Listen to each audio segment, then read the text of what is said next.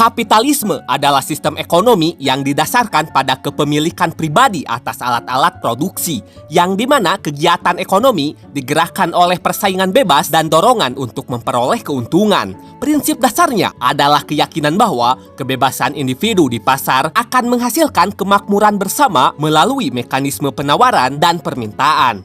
Untuk memahami apa itu kapitalisme, contohnya dapat dilihat pada negara-negara seperti Amerika Serikat dan Jepang yang dimana kegiatan ekonomi dijalankan oleh perusahaan-perusahaan swasta bukan oleh pemerintah. Mulai dari memproduksi barang, menyediakan jasa, hingga mengembangkan teknologi. Dalam praktiknya, kapitalisme tampak jelas pada perusahaan-perusahaan seperti Apple dari Amerika Serikat, Samsung dari Korea Selatan, dan Google yang juga berbasis di Amerika Serikat. Semua perusahaan ini bersaing dalam menciptakan produk terbaik agar diminati pasar.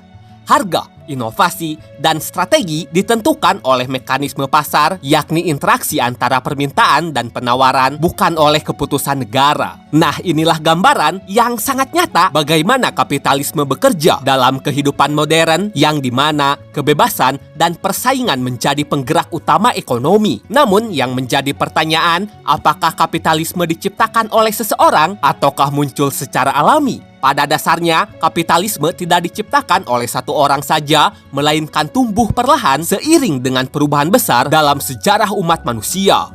Kapitalisme itu ibarat sungai besar yang terbentuk dari ribuan aliran kecil dan masing-masing aliran itu berkontribusi hingga akhirnya menjadi arus utama.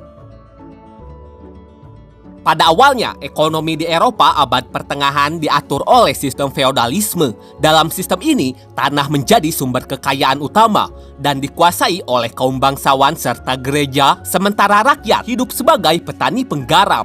Bagi yang belum tahu, petani penggarap itu adalah petani yang tidak memiliki tanah sendiri, tetapi mengolah tanah milik orang lain yang biasanya milik tuan tanah, bangsawan, atau gereja. Para petani berkewajiban membayar sewa, upeti, atau sebagian hasil panen kepada pemilik tanah tersebut. Pada masa ini, perdagangan masih terbatas dan seringkali dianggap sebagai kegiatan kelas bawah. Namun, ketika banyak kota mulai tumbuh dan berkembang, yang salah satunya adalah Amsterdam, muncullah kelas baru yang berbeda dari kaum bangsawan, yaitu para pedagang dan pengrajin. Mereka memperdagangkan kain, logam, dan rempah-rempah dari tangan-tangan pedagang dan pengrajin. Inilah benih kapitalisme mulai tumbuh di masyarakat. Perkembangan besar yang mengarah pada kapitalisme modern dimulai ketika Eropa memasuki masa penjelajahan samudra, tepatnya pada abad ke-16 dan ke-17. Kapal-kapal Portugis, Spanyol, Belanda, dan Inggris menjelajahi luasnya samudra dan membuka jalur baru menuju Asia, Afrika, dan Amerika. Dari tiga benua inilah emas, perak, dan rempah-rempah mengalir ke Eropa dan dengan cepat mengubah struktur ekonomi Eropa. Dari sinilah perdagangan internasional mulai muncul yang melahirkan sistem ekonomi baru yang dikenal sebagai merkantilisme, yaitu cikal bakal dari kapitalisme dagang awal.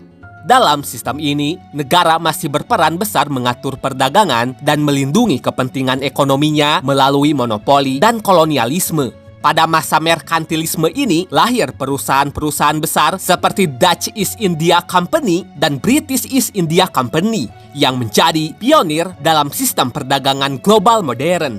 Kedua perusahaan ini mengumpulkan modal dari banyak investor untuk membiayai pelayaran dan ekspedisi dagang yang sangat mahal. Para investor tidak hanya meminjamkan uang saja, tetapi juga menjadi pemilik sebagian perusahaan sesuai dengan besar modal yang mereka tanamkan, dan inilah konsep yang kelak dikenal sebagai saham. Melalui sistem kepemilikan bersama ini, perusahaan mampu mempekerjakan ribuan orang dan mengelola jaringan perdagangan lintas benua. Memasuki abad ke-18, ketika revolusi industri lahir di Britania Raya, kapitalisme sudah semakin dekat. Kemunculan mesin uap memicu berdirinya pabrik-pabrik tekstil dan perkereta-apian yang mengubah cara manusia bekerja dari yang awalnya menggunakan tenaga manusia atau manual menjadi menggunakan mesin. Selain melahirkan inovasi besar, masa ini juga menandai munculnya dua kelas sosial baru. Pertama, kaum borjuis, yaitu para pemilik modal dan pabrik, dan yang kedua, kaum proletar, yaitu para buruh yang bekerja pada kaum borjuis. Di tahap inilah bentuk kapitalisme mulai terlihat jelas yang ditandai dengan sistem ekonomi yang digerakkan oleh kepemilikan pribadi, persaingan bebas, dan pencarian keuntungan. Meski begitu, negara belum sepenuhnya melepaskan perannya dalam perekonomian. Jika pada masa merkantilisme negara mengatur ketat perdagangan dan produksi, maka pada masa ini campur tangannya itu mulai berkurang, tetapi kegiatan ekonomi lebih banyak digerakkan oleh individu dan pasar bebas. Pada masa ini pula muncul seorang filsuf dan ekonom asal Skotlandia yang tentunya sangat berpengaruh, yakni Adam Smith. Smith bukanlah pencipta kapitalisme, tetapi gagasan-gagasannya membuat kapitalisme memiliki dasar pemikiran dan nilai-nilai yang kuat. Kala itu Smith berpendapat bahwa ketika setiap individu diberi kebebasan untuk mengejar kepentingannya sendiri, maka keseimbangan ekonomi akan tercipta dengan sendirinya melalui mekanisme yang ia sebut sebagai tangan tak terlihat. Gagasan inilah yang kelak menjadi dasar bagi terbentuknya ekonomi pasar bebas yang kemudian berkembang menjadi kapitalisme modern. Setelah gagasan-gagasan Smith menyebar, pemerintah di berbagai negara Eropa secara perlahan mulai mengurangi campur tangannya dalam perdagangan. Sistem ekonomi yang sebelumnya dikendalikan oleh kebijakan negara, kini digerakkan oleh mekanisme pasar dan kepemilikan pribadi. Pada akhirnya, peran individu, modal, dan persaingan menjadi penggerak utama kegiatan ekonomi. Dari sinilah kapitalisme tumbuh dan berkembang pesat.